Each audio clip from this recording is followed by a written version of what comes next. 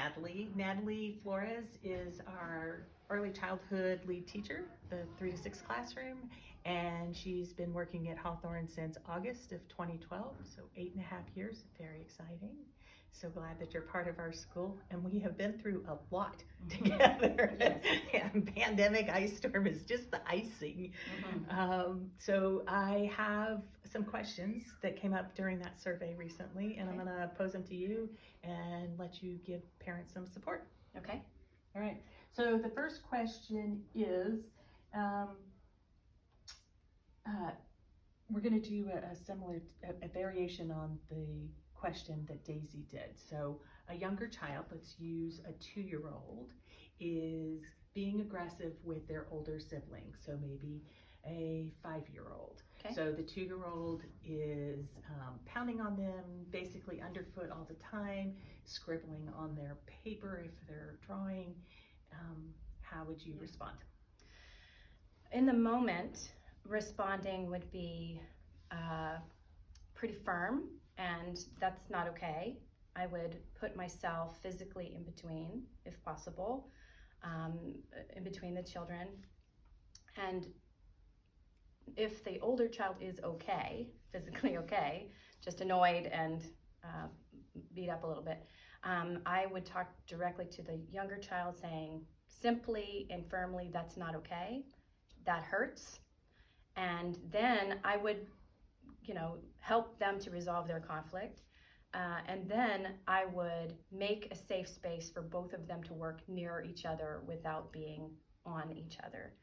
I definitely tell most of the families that that have siblings with a 3 to 6-year-old group, if I talk to that family, I usually tell them that what worked for me and my kids was to physically have like a work mat that older child has a safe space, not imitating school, but just something that defines your actual space. So for a 2-year-old sibling, the older sibling would have to have a higher space or a space they could be separate, like at the table. But as the 2-year-old gets older and can understand their own space and their sister's space or their brother's space, I think a pillowcase or an old receiving blanket can define the older child's space. And, sometimes you have to work with your sister and sometimes you don't. And this is a way for you to define that space for your person. This is where I'm working with my Legos right now, and I can't, I don't want my sister involved stomping through it. So there's a couple of things in there. Protecting them from each other when they're driving each other crazy, allowing them time apart, not requiring them to always be together if that's a choice. If the older child can go to the kitchen table and not have the younger sibling underneath, like in their activity, when it's possible, or have them be able to go to their room and close the door, I think is really important. But then also, when they are working together, showing them how to set boundaries with each other, that's safe. Having the older sibling say, stop, that hurts. And then if the child doesn't stop, the little sister doesn't stop, then the mom and dad can get involved and say, she's saying stop. Now listen to her. Let's move on and do this together, or come near me so I can help keep you from, stomping on your sister's head, whatever it is. So there's a little bit of boundaries, a little bit of guiding them, and a little bit of understanding that it's so hard to be together all the time, and how can we be together and be safe with each other. Excellent. The only 2 things I would add is recognizing the cognitive and emotional difference between the 2-year-old and the 5-year-old, and being able to address them based on what they're capable of. But yeah, I think it's the setting of boundaries is the most helpful. And then the other part is there are extreme situations like an ice storm where there is nowhere else to be, and we're all in there. But in those times, particularly important to find that one-on-one connecting time. So time for the parents to connect one-on-one with each child that doesn't feel like neglecting the whole family, but this is our special time together, whether it is you and I are going to make pancakes Even or if it's 10 a minutes. walk. Yeah, 10 minutes is plenty, but not plenty, but 10 minutes works. We'll do that. And everybody needs to feel heard and loved and valued, and Right. that's part of the dynamic of finding yourself and growing up with another person who's not quite your size. Yeah. Excellent. I have another question for you, Okay. and this ties to there's several pieces embedded. One is homework, especially for a 5 or 6 year old, but then as that flows into readiness for really, you could throw in readiness for extended day, but really the question from parents is readiness for elementary school. And by not having homework, are we keeping them from being able to do that, or what are we doing to support children as they get ready, and what can families do at home? Okay. Well, first of all, I think that as in the Montessori environment, the academic piece is secondary to helping the children be who they are within a community, having them be able to set boundaries, to have them explore and experience new things. Those are all really important. And then also how to interpersonal skills is important for them to be successful in elementary. So those are all really important things that have to come first before a person can internally, cognitively get ready for the big academic work that they're going to do. And exposure to the academic ideas is more important than practicing the rote, practicing the skills of letter sounds and counting and those sort of things. So inside, the child has to sort of be ready and interested in it, and for those academic things to be successful and easy, really, for the child. And then really, I really feel like the mental health and the interpersonal skills is more important than the grades that the child will ultimately get when they go to elementary school. But I think there's a fair amount of practice, that can happen within the preschooler, 5-year-old even, to go get ready for the next step. Handwriting and holding a pencil for a long time is definitely something that you have to develop. Your hand has to get stronger, and in order to write the papers that you have to write, or long sentences that you have to write in elementary school, that hand strength and holding that pencil correctly are really important, and that needs to be developed pretty early and practiced for a long time. Then reading looks different at different ages. So a child going into kindergarten most of the time does not know how to read.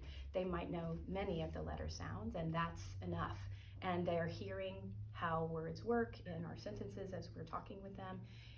But the most important thing, in my opinion, is being read to, not necessarily the act of reading, because they come together. They will come together. And showing a child, from a parent's perspective, showing them that cozy feeling of reading together is going to develop in them a lifelong love of reading and love of learning, so that togetherness is what they feel when they pick up a book later in life. Quizzing a child about what word is this or what letter sound is this often can feel like challenging to the child, and so therefore reading with them in a loving, collaborative way is better than read to me or read with me or what does that say. So positive feelings around reading will help them easily come to the letters, and they will come to it on their own as they get to that when they are ready. Right. Inside. Yeah. And I think it it's hard, parents are often drawn to flashcards or other things that do that testing of knowledge, which for us is the third period of the 3-period lesson. So the first is the introduction of here's the letter. It's called A. It looks like this, right? And then we do some games of which one is the A, or here. Show me the A. Show me the A, right? So that's there. And then the last stage, after lots of practicing, then is what is. But from the adult perspective, this is how I know, which is why standardized testing is so popular, because it tends to be a uniform base of knowledge, but it only works if you have the same, if everyone has equitable source knowledge, right? So it's so different. In the same way that we often want to encourage, as an adult, want to encourage children to repeat the alphabet song or count up to whatever, 20 for sure, right? But if the child doesn't have a sense of quantities of what is one, which is way more important, you may have one serving of snack. This is what one looks like, right? So we repeat it 100 ways throughout the day, but I will never go to a 3-year-old and say, how many do I have? Yeah, right? I would say, do you want one? Or Now I will add though that as a child gets older and has more skills and more knowledge, and they want to show that knowledge, right. That's all great. So if the child is counting every raisin in the box of raisins, of course that's a learning moment. You can say, you're right, that's 13, and you counted it all the way up. So when the child is ready and interested, they're going to naturally do the work. We don't have to give them that work. It's already in our daily life. And so celebrating with them, you're right, you got it. You counted them all, that's a lot. And you know 13. And if the child is asking, what does 13 look like? Or what does that say? Of course, that's where you're teaching them, what does that say? You might know what that says. Do you know? Maybe you do, maybe you don't, is what I usually tell a 5-year-old who is starting to get letters together. And they might work on it and they might figure it out. And if they don't, that's okay too. And I might say, if it feels too hard, I'm right here with you,